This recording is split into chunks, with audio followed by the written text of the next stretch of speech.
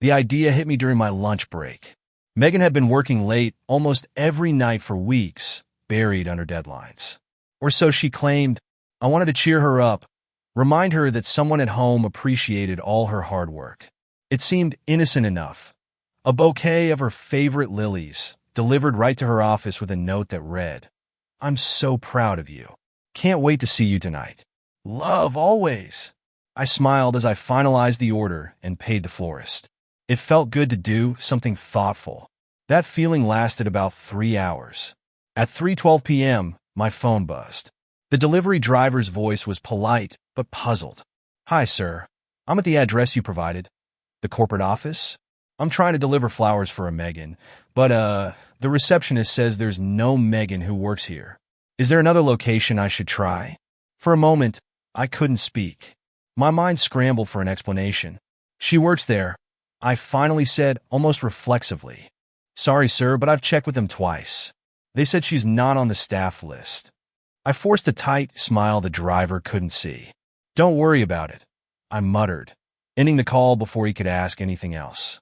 I stared at my phone, my hand gripping it so tightly my knuckles turned white. I was too stunned to think straight. I could feel doubt clawing at me, a whisper that started small and grew louder with every passing second. "She lied to you. She's lying to you." I wanted to push it away, to trust her like I always had. But something in my gut told me to look deeper. Opening the Find My app, I checked the location of her phone. Months earlier, she'd asked me to set it up for her when she lost her device at a friend's party. Back then, it was just a precaution. Now it felt like a lifeline. I expected to see the dot hovering near her office. Instead, it was miles away, on the other side of town. The address wasn't a second office or a client site.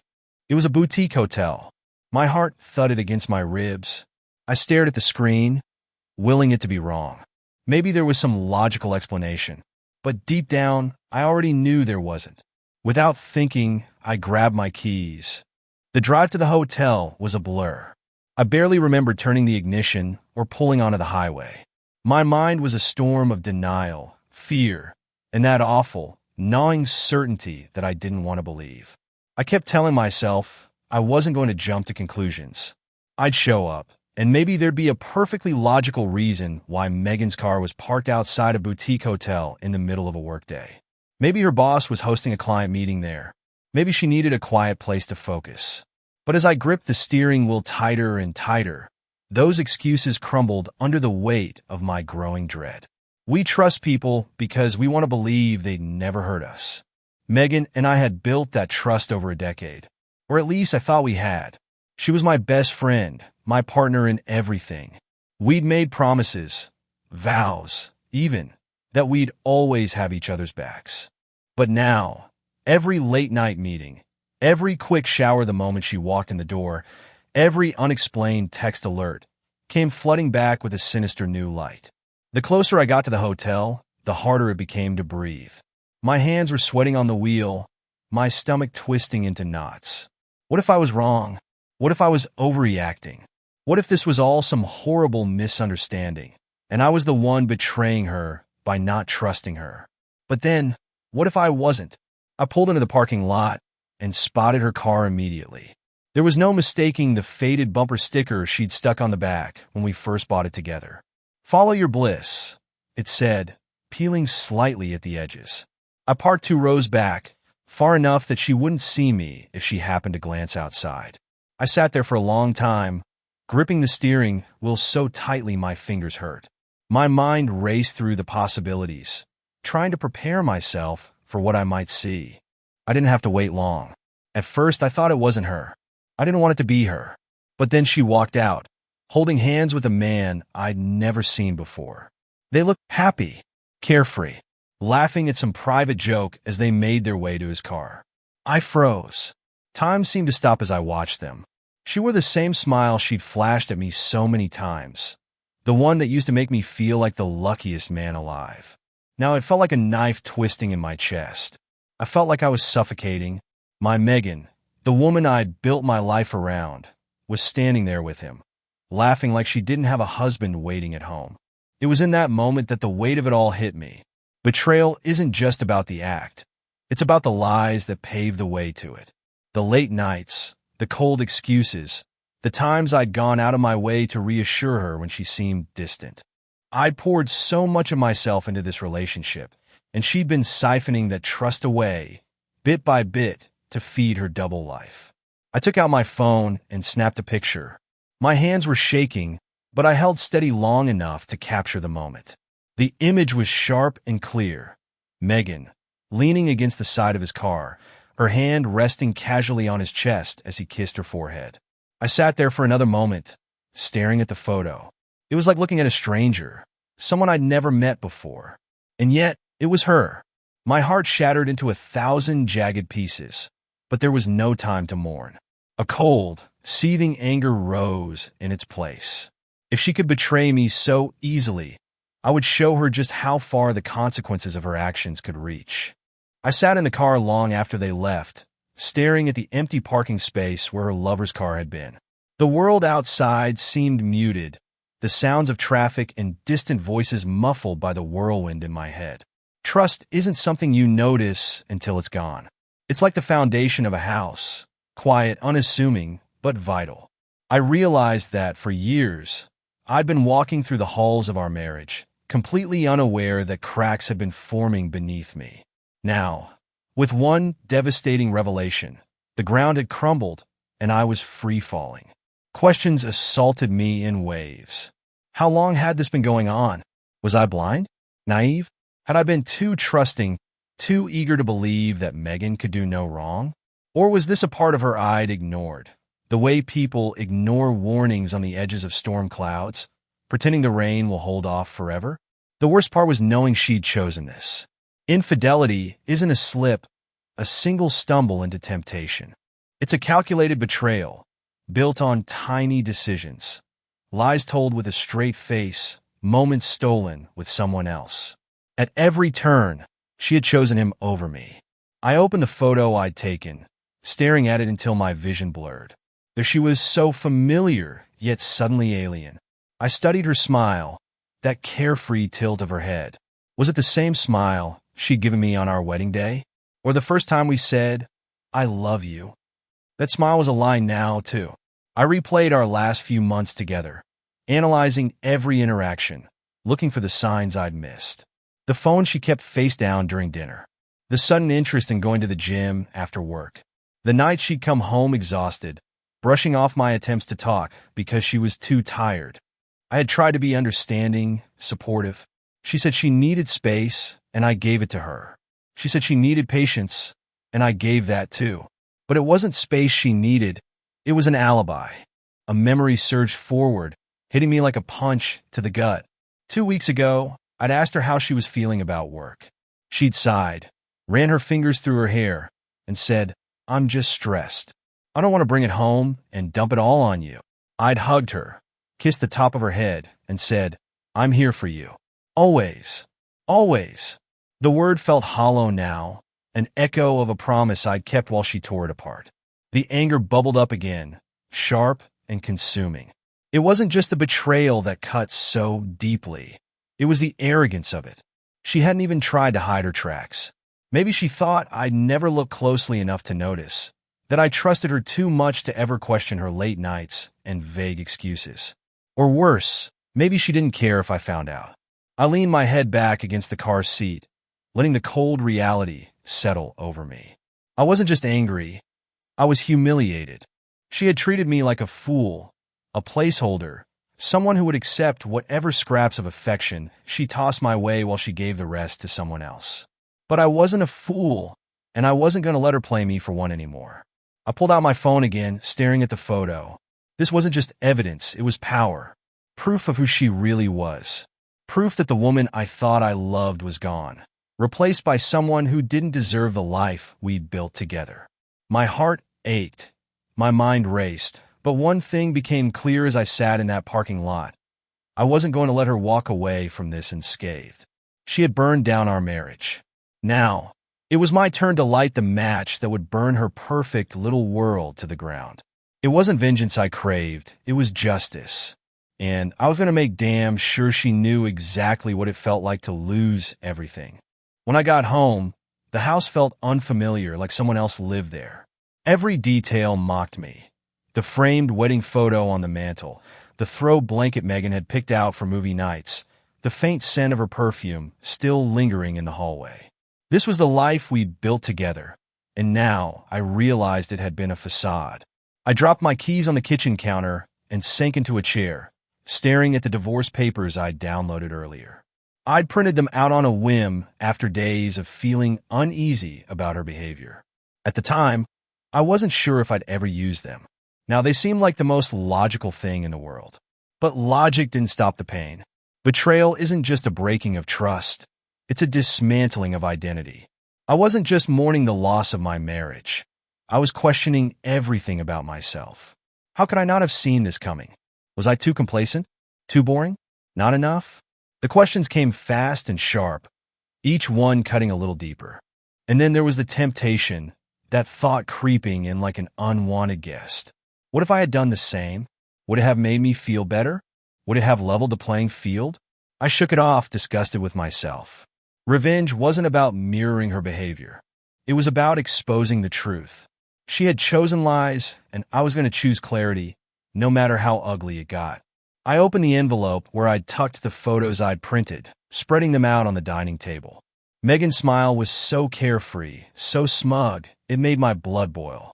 Her lover, a man I'd never seen before, stood next to her with his arm around her waist. He wasn't remarkable, average build, average face, but in that moment, he was the most despicable person I'd ever laid eyes on. The hardest part wasn't the anger. It was the sadness. I thought about the years we'd spent together, the trips we'd taken, the nights we'd stayed up late talking about our future. Were those memories real? Or were they as fake as the excuses she'd given me for the past few months? I needed to do something, anything, to stop the spiral. So I started packing. The process was methodical. One by one, I took my belongings, the books, the clothes, the framed photos of my family, and put them into boxes. With every item I packed, I felt lighter, freer. This wasn't just about leaving the house. It was about reclaiming myself. When I got to the wedding album, I hesitated. For years, it had been one of my most cherished possessions. I flipped through the pages slowly, the weight of each image settling over me. Megan in her dress, her smile radiant. Me, looking at her like she was the center of my universe. I closed the album and set it on the table. It didn't belong to me anymore. Before I knew it, the house was nearly empty of my things. The last touch was leaving the divorce papers on the dresser, right next to her wedding ring. I didn't take it. I didn't want it. The sight of it only reminded me of vows she'd broken without a second thought. When everything was done, I stood in the middle of the living room, the silence deafening. This was it, the moment I officially let go of the life I thought I had. But as I turned to leave, my phone buzzed with a message from Megan. Running late again tonight. Don't wait up. The audacity of her words made my hands shake. She had no idea what was coming. I smiled for the first time all day. She'd be home soon, and she'd find the divorce papers waiting for her. But that wasn't the real storm. No, the real storm was the envelope already on its way to her parents. Ask her about her overtime shifts. I'd written on the card tucked inside. It was simple, almost polite, but the truth it carried would cut deeper than any insult ever could. I stayed in the house longer than I intended, waiting in the shadows like a ghost haunting the ruins of what used to be my life. Every sound, every creak of the floorboards or distant hum of a car engine sent my pulse racing. Would this be the moment she walked through the door? Would I finally see her face when she realized it was all over? The minutes dragged into hours, and in that silence, the weight of it all settled over me. Betrayal wasn't just something she had done, it was something she had become. That thought burned in my chest like a brand, searing away any lingering doubts about my next steps. I thought back to the man at the hotel. How many times had she looked at him the way she used to look at me? How many times had she told him the stories that once belonged to us? The anger returned, cold and cutting. This wasn't a mistake. It was a pattern. She had made her choices, and now she would have to live with the consequences. The envelope I'd sent to her parents was the first strike, and I knew it would land hard. Her parents had always been proud of her, their golden child, the one who could do no wrong. I imagined her mother opening the envelope, pulling out the photos of Megan and her lover, and seeing the truth staring back at her. I imagined the confusion, the heartbreak, the questions. And then I imagined Megan's phone lighting up with calls and texts from her parents. What excuse would she give them? What lie could possibly undo the damage? The thought gave me a grim satisfaction. It wasn't about revenge, I told myself. It was about justice. I wasn't the villain here. I was simply revealing the cracks she'd tried so hard to hide. By the time I heard her car in the driveway, the house felt foreign to me, like a stage I no longer belonged on. I moved to the far corner of the living room, staying out of sight, but close enough to hear every word she might say to herself when she walked in. The door opened, and I heard her keys hit the counter. "Miles?" she called out, her voice tinged with exhaustion. "You home?" I didn't answer. I wanted her to see the divorce papers first, to feel the weight of what she'd done before she even realized I was still there. There was a long silence, then the faint rustle of paper. "What the hell is this?" she muttered, her tone sharp and confused. I stepped into the doorway, my presence like a shadow falling across her. Her head snapped up, and for the first time in years, I saw something unfamiliar in her eyes, fear. "It's what you wanted, isn't it?" I said, my voice cold but steady. Her mouth opened, then closed, like she couldn't decide which lie to tell first. I don't understand. Don't lie to me," I snapped, the force of my words making her flinch. "I know. About the hotel. About him." Her face went pale, and I saw the walls of denial she was scrambling to build in her mind. "It's not what you think," she began, but I cut her off with a bitter laugh. "Don't insult me, Megan. I saw you. I have pictures." I watched as the color drained from her face completely. "You followed me?" she hissed, her fear turning to anger as she tried to regain control of the situation. "No," I said simply. "You left a trail. I just finally decided to follow it." Her eyes darted to the papers again, her hands trembling as she picked them up. "Divorce?" she whispered, as though the word itself were too heavy to carry. I nodded. "And if I were you, I'd call your parents. They'll have some questions for you, too." Her face contorted with confusion and panic. "What did you do?" I didn't answer. I didn't have to. Her phone buzzed on the counter, and her eyes widened as she saw her mother's name on the screen. In that moment, I saw her mask crumble entirely. She wasn't the confident, composed woman I'd known. She was someone desperate, cornered, and scrambling to keep control of a life she'd shattered with her own hands. And I was already halfway out the door. I didn't leave the driveway immediately. Instead, I sat in the car, watching through the living room window as Megan paced back and forth, the phone pressed to her ear. Even without hearing her words, I could see the panic in her movements. Her free hand fluttered nervously, gesturing as if trying to explain her way out of the mess she'd created. This was the part she hadn't planned for. The lies, the sneaking around, the hotel rendezvous that had been easy for her. But now the carefully constructed story she'd been spinning for months was unraveling, thread by thread. My phone buzzed on the passenger seat. I glanced down and saw her name flash across the screen. I didn't answer. I wasn't interested in hearing her excuses. Not now, not ever. She called again and again. Finally, I silenced the phone, gripping the steering wheel tightly as a wave of emotion hit me. Anger, yes, but also sadness, betrayal, and the deep ache of loss. I wasn't just leaving my wife behind. I was leaving the life I thought we'd built together, the future I thought we were working toward. What did I miss? The question clawed at me, refusing to let go. When you love someone, you give them the benefit of the doubt. You look past the small things, trusting they'll tell you if something's wrong. I believed Megan when she said she was tired. I believed her when she said she needed space. I'd even believed her when she kissed me goodbye each morning, her smile warm and reassuring. But every kiss had been a lie. Every word had been calculated to keep me in the dark. And now, sitting in the car with half my life packed into the trunk, I realized I'd been holding on to a version of Megan that no longer existed. Or maybe she never really existed at all. I started the engine, the sound breaking the silence around me. Megan's head whipped toward the window, her eyes locking on mine. For a moment, She froze, as if she couldn't believe I was actually leaving. Then she bolted for the door. "Miles, wait," she shouted, her voice muffled by the glass. I put the car in reverse, refusing to look at her as I backed out of the driveway.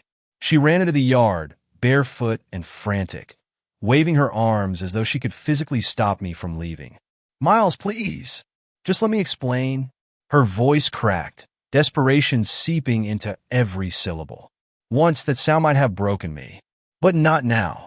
I rolled down the window, just enough for my voice to carry. "There's nothing to explain, Megan. I know everything." She stopped in her tracks, her arms dropping to her sides. For a moment, I thought she might cry, but instead, her expression hardened. "You're just going to throw it all away?" she shouted.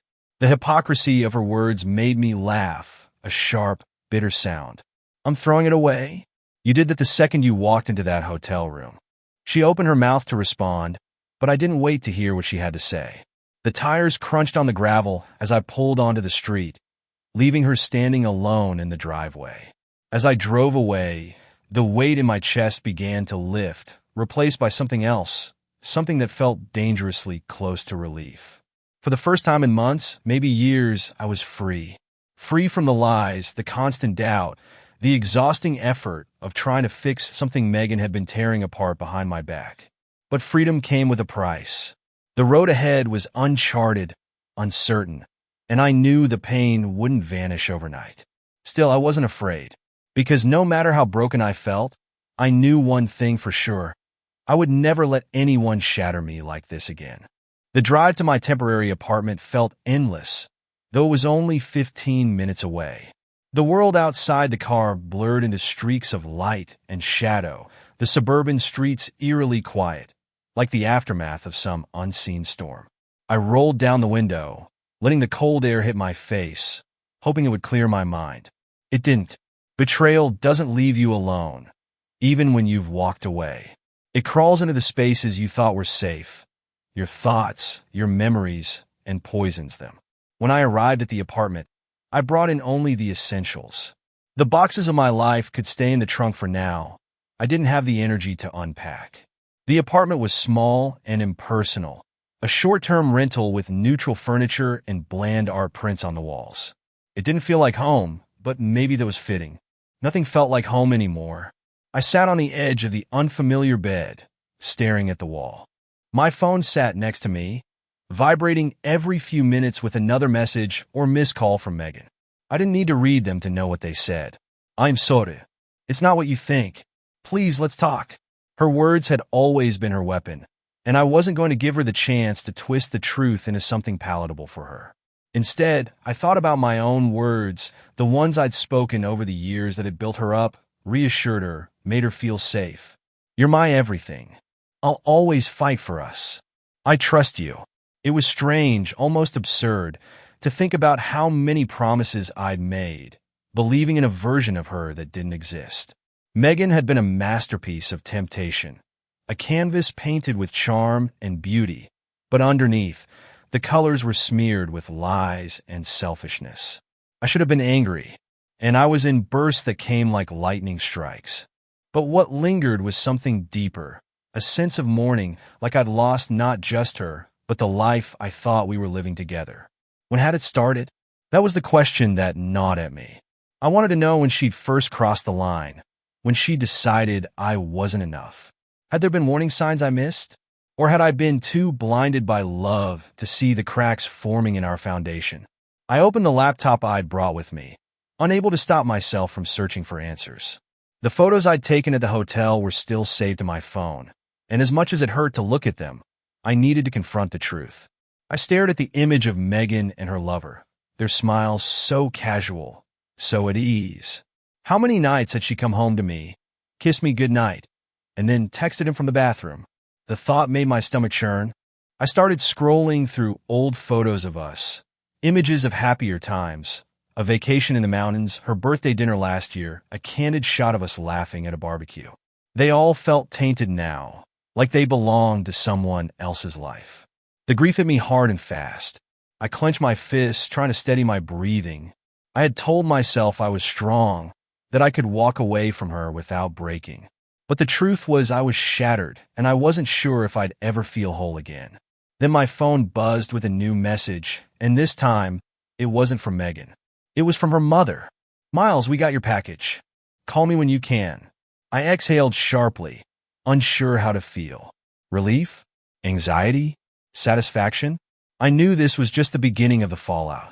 Megan's carefully constructed lies were about to come crashing down around her, and for once, I wouldn't be the one trying to pick up the pieces. I didn't call her mother back, not yet. Instead, I put my phone on silent, lay back on the bed, and stared at the ceiling. The truth was out there now, swirling around her life like a storm she couldn't outrun. And while I wasn't sure where my own path would lead, I knew one thing for certain. I wasn't going back. The next morning, I woke to a flood of missed calls and texts. Megan had finally stopped calling, but her mother hadn't.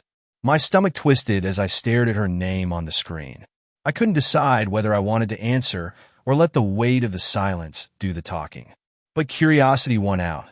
"Hello," I said, my voice rough from a night of restless sleep. "Miles." Her voice cracked, a mixture of disbelief and sorrow. "Well, what is this? These photos? What does this mean?" The question hung in the air like a loaded weapon, but I refused to soften the blow. "It means exactly what it looks like," I said coldly. "Your daughter's been lying to me. To everyone." There was a long pause, broken only by the sound of her trying to compose herself. Megan's mother, always the pillar of strength, was now struggling to process the shards of her daughter's betrayal. "I don't understand. She never said anything about this." "Are you sure?" Anger flared in my chest. "Yes, I'm sure. I followed her, Mrs. Hayes. I saw her at the hotel with him. I took the photos because I knew no one would believe me if I didn't." Her breath hitched on the other end of the line.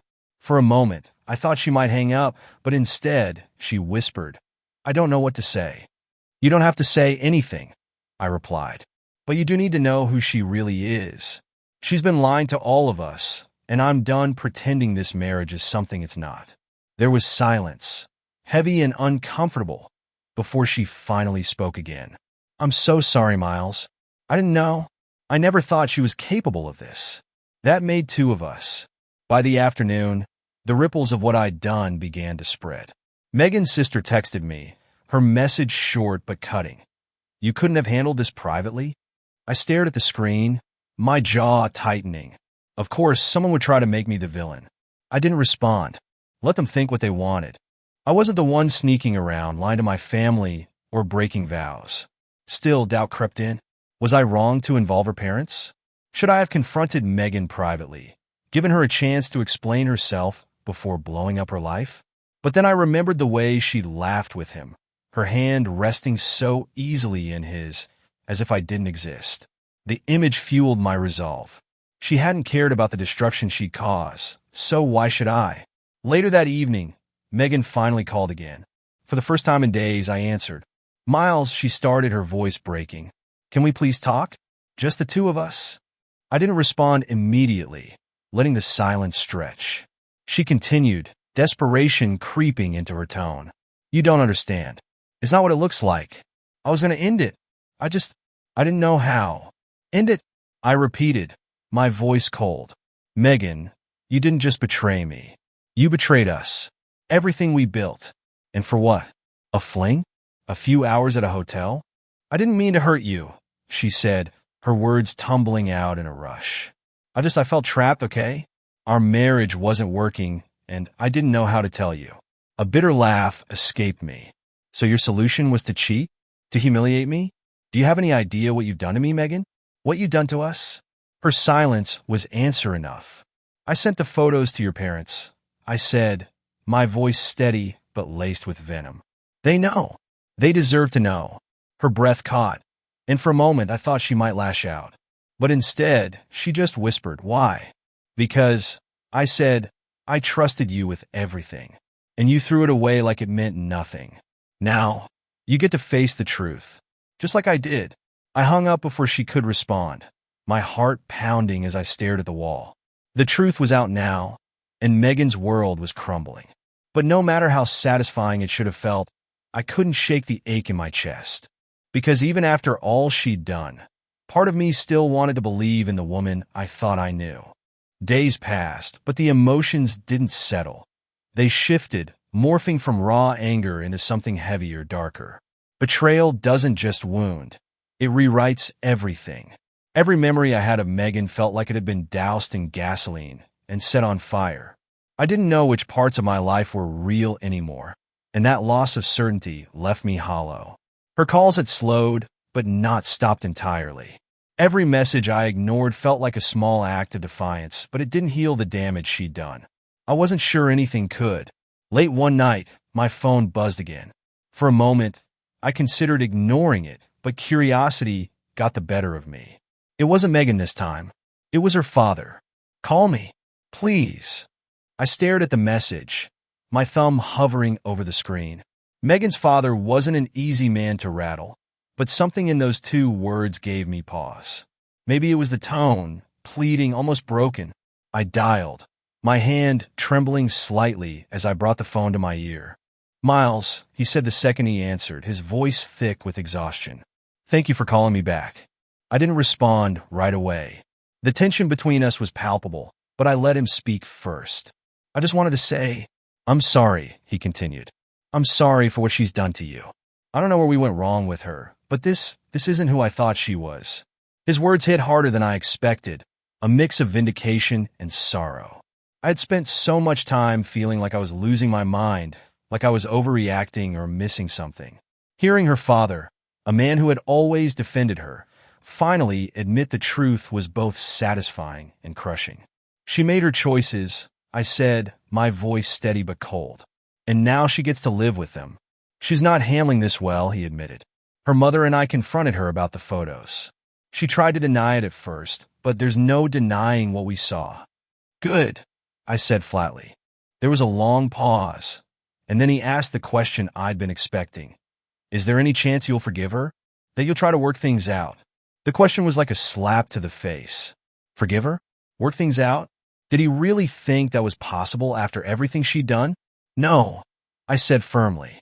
"She didn't just break my trust. She destroyed it. There's nothing left to salvage." "I understand," he said quietly, and for once, I believed him. "We told her that she needs to own up to what she's done. She's a mess, Miles. She knows she's lost you, and I don't think she knows how to deal with it." "Not my problem," I replied, the words sharper than I intended. His sigh was heavy, filled with the kind of weariness that comes from realizing someone you love isn't who you thought they were. "I just wanted you to know that we're on your side. Whatever you need, we're here for you." I didn't know how to respond to that. It was strange, this feeling of solidarity with her parents, as though we were both mourning the same person. Except the person they'd lost was their daughter, and the person I'd lost was the woman I thought I'd spend my life with. "Thank you," I said finally. After we hung up, I sat in the silence of my apartment, the weight of the conversation pressing down on me. Megan's father was right. She probably didn't know how to deal with the mess she'd created. But that didn't matter anymore. I wasn't going to be the one to clean it up. This was her breaking point, not mine. For the first time in weeks, I felt a glimmer of clarity. I didn't have to keep carrying the burden of her betrayal. It wasn't mine to bear anymore. The road ahead still felt uncertain, but as I stared at the blank wall across from me, one thing became clear. I was finally starting to let go. A week passed before I saw Megan again. It wasn't by choice. She showed up at the apartment unannounced, her knock sharp and insistent. I froze when I heard it, every instinct screaming at me to leave the door unanswered.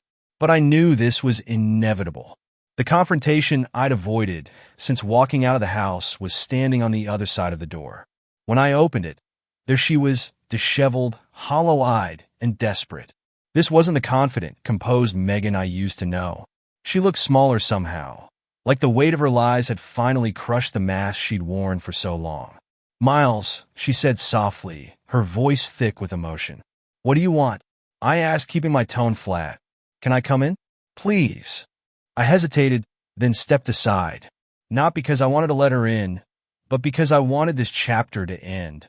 She stepped into the apartment, her eyes darting around, taking in the stark furniture and the boxes still stacked in the corner. "Is this where you've been staying? What does it matter?" I said, crossing my arms. Her eyes welled with tears. I know you hate me, she whispered, her voice breaking. And I don't blame you. I deserve it. She sank onto the edge of the couch, burying her face in her hands. I stood there, watching her, waiting for the excuses, the justifications. But for once, there weren't any. I ruined everything, she finally said, her voice muffled. I ruined us. Yes, you did, I replied, my tone sharp but calm. And now you have to live with that. She looked up at me, her face streaked with tears. I don't even know why I did it. I was selfish, stupid. I didn't think about what it would cost. That's obvious, I said, my words landing like a slap. You didn't think about me. You didn't think about us. You only thought about yourself. Her tears flowed harder, but I didn't feel the urge to comfort her. This was the bed she'd made, and now she had to lie in it. I don't know how to fix this, she said, her voice barely above a whisper. You can't, I said bluntly. This isn't something you patch up with apologies or promises to do better. You broke it, Megan. You broke me. The words hung in the air, heavy and final. She nodded slowly, like she knew there was no argument to be made, no plea that could undo what she'd done. Do you love him? I asked, the question slipping out before I could stop it. Her head snapped up, her eyes wide with shock. No, God, no. It wasn't about love. It wasn't about anything that made sense. It was just a distraction, a way to escape.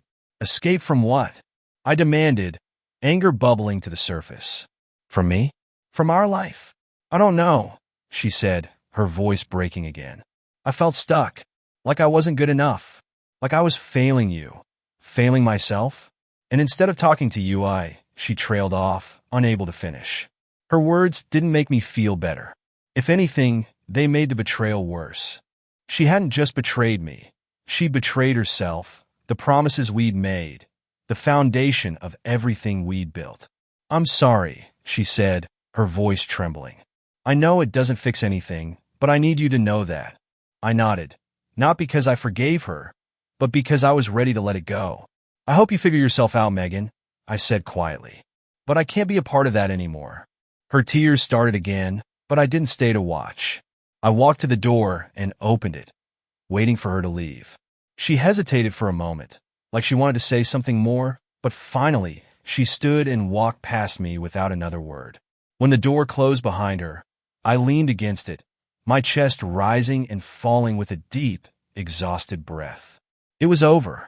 I wasn't healed, not yet, but for the first time, I felt like I could be. And in the ashes of what she'd burned, I finally began to see the outlines of who I could become without her.